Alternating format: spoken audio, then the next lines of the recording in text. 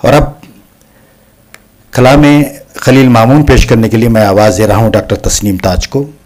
उन्होंने अपनी तहक़ीक़ के लिए उर्दू ख़वातीन कहानी निगारों का इंतख़ाब किया, अंग्रेज़ी ज़बान अदब पढ़ाती रहीं।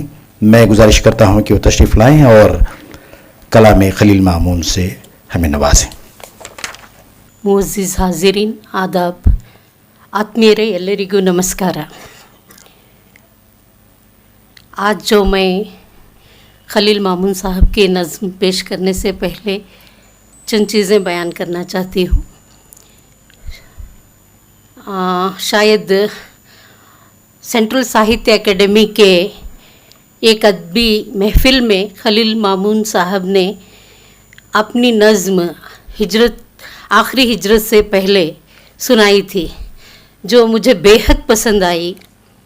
मैं उसी दौरान सरसरी तौर पे उसका तर्जुमा किया और उसी मंच पर मैंने उस नज़्म को पढ़ा। खलील साहब बहुत खुश हुए। फिर प्रोग्राम के इख्तिताम पर मैंने ख्वाहिश ज़ाहिर की कि मैं उनकी ये नज़्म आखिरी हिजरत से पहले जो मुझे बेहद मुतासिर की है उसका मैं कन्नड़ा में तर्जुमा करूं। तो वो बहुत खुश हुए और अपनी नज़्म मेरे हवाले करते हुए बताया कि आप बड़े इत्मीनान से इसका तर्जुमा कीजिए। मैं बार बार पढ़ती रही उस नज़्म को। मैंने बहुत कर्ब, दर्द और बेचैनी महसूस की। फिर तर्जुमा मुकम्मल हुआ। मैं और आज़म ने इंदिरा नगर के काफ़ी शॉप में खलील साहब के सामने इस नज़्म को पेश किया। वो बेहद खुश हुए। फिर उसकी कॉपी उन्होंने अपने अज़ीज़ दोस्त जो कन्नड़ा के मुमताज़ अदीब व शायर श्री H.S. शिव प्रकाश जी को भिजवाई। उन्होंने उसे बेहद पसंद किया। H.S. शिव प्रकाश जी जो आज हमारे दरमियान तशरीफ़ फरमा हैं और मेरे महारानीस में कलीग भी रह चुके हैं। उन पे फ़ोन पे बात हुई। उन्होंने कहा तर्जुमा अच्छा है, मज़ीद और कन्नड़ा नज़में आप उर्दू नज़में कन्नड़ा में तर्जुमा कीजिए। मुझे ख्वाहिश थी कि खलील साहब की मौजूदगी में किसी अदबी महफ़िल में मैं इस नज़्म को पेश करूं, पर ये हो ना पाया। खैर, मैं उनकी नज़्म खराज अक़ीदत के तौर पर पेश कर रही हूँ। आखिरी हिजरत से पहले।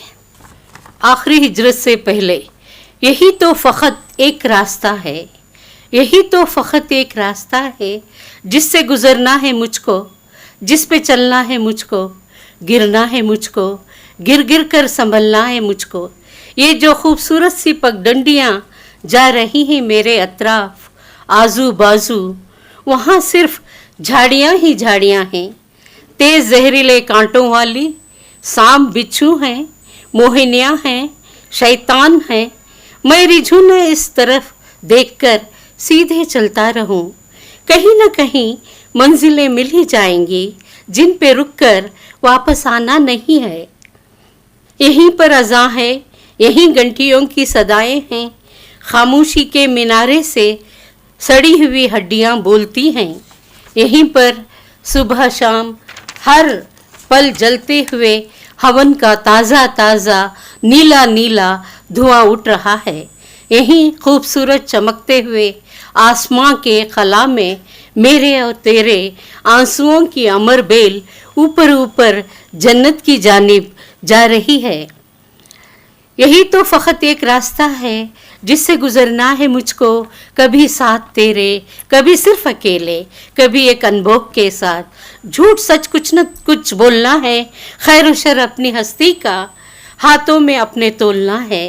फिर इसके पुर्जों को खाली हवा में उड़ाकर दुआओं के सरपोश से इनको ढक देना है। ख़याली हो या फिर मिसाली, जवाद हो के सवाली, भरी हो खचाखच के खाली, यही तो फ़क़त एक सड़क है कि जिसमें महताब सी बिजलियाँ की चमक है। पानी वाली काली काली घटाएं हैं, मन्नो सलवा की बरसात है, मेरे हाथ में तेरा हाथ या फिर किसी और का हाथ है या फिर खुद अपना ही हाथ है। यहीं पर तो हम सब ने खोली हैं आंखें, यहीं पर हुई हैं मुलाकातें, यहीं पर बिछड़कर हम दोबारा कभी ना मिलेंगे। छोड़कर इस हंसी रात को छोड़कर हंसी रात को नित नवेली महजबी रात को हम कहाँ जाएंगे, किसको आवाज़ देंगे, किसको है अलवंत से निदा कोई वापस पलट कर नहीं आती, किसी कान पर अपनी बेआवाज़ हिचकियाँ भी नहीं जाती। इसी रास्ते पर चलें, इसी पर जिएं और इसी पर मरें, इसी पर लड़ें और इसी पर गले एक दूसरे के मिलें। यही एक अकेला रास्ता ही तो सब कुछ है, इसे छोड़कर किसी और समत नज़र क्यों उठाएं। मूंद लें आंखें, अगर नींद आ रही हो बैठ जाएं, अगर थक गए हों कभी तो कोई इसी रास्ते से हमारे तरफ आएगा, थपक कर हमें उठाएगा, साथ अपने आखिरी मंजिलों की तरफ हमको ले जाएगा। कभी तो कोई इसी रास्ते से हमारे तरफ आएगा, थपक कर हमें उठाएगा, साथ अपने आखिरी मंजिलों की तरफ हमको ले जाएगा। कोई तो कभी आएगा, कोई तो कभी आएगा। इसका कन्नड़ तर्जुमा अंतिम वलಸೆಯ ಮುನ್ನ ಉಳಿದಿರುವ ಹಾದಿ ಇದೊಂದು ಈಗ, ಈ ಹಾದಿಯಿಂದಲೇ ಸಾಗಬೇಕಾಗಿದೆ ನಾನು, ಸಾಗಬೇಕು, ಚಲಿಸಬೇಕು, ಎದ್ದೆದ್ದು ಬಿದ್ದು ಪಾರಾಗಬೇಕು. ಉಳಿದಿರುವ ಹಾದಿ ಇದೊಂದು ಈಗ, ಈ ಹಾದಿಯಿಂದಲೇ ಸಾಗಬೇಕಾಗಿದೆ ನಾನು, ಸಾಗಬೇಕು, ಚಲಿಸಬೇಕು, ಎದ್ದೆದ್ದು ಬಿದ್ದು ಪಾರಾಗಬೇಕು. ರಮಣಿಸುವ ಕಾಲು ಹಾದಿಗಳು ನನ್ನ ಅಕ್ಕಪಕ್ಕ, ಸುತ್ತಮುತ್ತ ಅಲ್ಲಲ್ಲಿ ಕಗ್ಗಂಟಾಗಿರುವ ಮುಳ್ಳಿನ ಪೊದೆಗಳು, ಬರೀ ಪೊದೆಗಳು, ತೀವ್ರ ವಿಷಕರ ಮುಳ್ಳು ಗಂಟಿಗಳು, ಅವತಿಕೊಂಡ ಹಾವು, ಚೇಳು, ಮೋಹಿನಿ, ಭೂತ ಪ್ರೇತಗಳು, ರಂಜಿಸುವ ಮೋಹ ಮಾಯೆಗೆ ಸಿಲುಕದೆ ಸಾಗುತ್ತಿರುವೆ ಇತ್ತ ನೇರ ನಾನು. ಎಲ್ಲದರೊಂದು ಸಿಕ್ಕೇ ಸಿಗುವುದು ಲಕ್ಷ್ಯದ ಘಟಕಗಳು, ಇಲ್ಲಿಯೇ ನಿಂತು ಮರಳಿ ಬಾರದೆಂದು ಇಲ್ಲಿಂದಲೇ ಇಲ್ಲಿಯೇ ಗಂಟೆಯ ನಾದಸ್ವರ, ಮೌನ ಧರಿಸಿದ ಮೀನಾರದಿಂದ ಕೊಳೆತ ಕುರುಹುಗಳ ಆರ್ತನಾದ, ಇಲ್ಲಿಯೇ ಹಗಲಿರುಳು ಕ್ಷಣಕ್ಕೂ ಧಗಧಗಿಸುತ್ತಿರುವ ಹವನದ ತಾಜಾ ನೀಲಿ ಹೊಗೆ ಹೊರಸೂಸುತ್ತಿದೆ. ಇಲ್ಲಿಯೇ ಕಂಪಿಸುತ್ತಿರುವ ಗಗನದ ನಿರರ್ಥಕ ದಸೆಯಲ್ಲಿ ನಿನ್ನ ಕಣ್ಣೀರಿನ ಎತ್ತರೆತ್ತರಕ್ಕೇರುವ ನಿರಂತರ ಬಳ್ಳಿ ಹಬ್ಬಿರಲಿ ನಂದನವನದಲ್ಲಿ. ಉಳಿದಿರುವ ಇದೇ ತಾನೇ ಏಕೈಕ ಹಾದಿ, ಇದರಿಂದ ಬೇಕಿದೆ ನಾನು, ಒಮ್ಮೆ ನಿನ್ನ ಸನಿಹದೊಂದಿಗೆ, ಇನ್ನೊಮ್ಮೆ ಒಬ್ಬಂಟಿಯಾಗಿ, ಒಮ್ಮೆ ಜನಜಂಗುಳೆಂದಿಗೆ. ನನ್ನ ಅಸ್ಮಿತೆಯ ಪಾಪ ಪುಣ್ಯವು ಸತ್ಯ ಮಿಥ್ಯವು ಏನಾದರೊಂದು ನಾನೇ ಆಲೋಕಿಸಿಕೊಳ್ಳಬೇಕು, ನುಡಿಯಲೇಬೇಕು, ಪಠಿಸಲೇಬೇಕು. ಈ ಚೂರು ಪಾರನ್ನು ಬರಿದಾದ ಹವೆಯಲ್ಲಿ ಹಾರಿಸುತ್ತಾ ಆರಾಧನೆಯ ಹೊದಿಕೆಯಿಂದ ಹೊರಸಿ ನೈಜತ್ಯೋ ಅಥವಾ ಭ್ರಾಂತಿಯೋ, ದಾನಶೂರನೋ ತಿರುಕನೋ ತುಂಬು ತುಳುಕುತ್ತಿರುವುದೋ ಅಥವಾ ಬರಿದು ಬರಡಾಗಿರುವುದು, ಉಳಿದಿರುವುದು ಇದು ಒಂದೇ ದಾರಿ.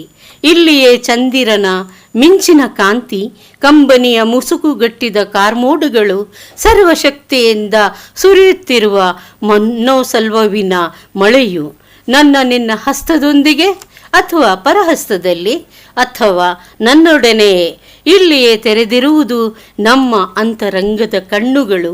ಇಲ್ಲಿಯೇ ನಮ್ಮ ಸಂಗಮ, ಇಲ್ಲಿಯೇ ನಮ್ಮ ವಿದಾಯ. ಒಗ್ಗೂಡುವುದಿಲ್ಲ ಮತ್ತೆ ನಾವೆಂದಿಗೂ. ಚಂಚಲ ರಾತ್ರಿ, ಸಾಕಷ್ಟು ನವರಾತ್ರಿಗಳು ಬಿಟ್ಟು ಎಲ್ಲಿಗೆ ಸಾಗುವೆ, ಯಾರಿಗೆ ಕೂಗುವೆ?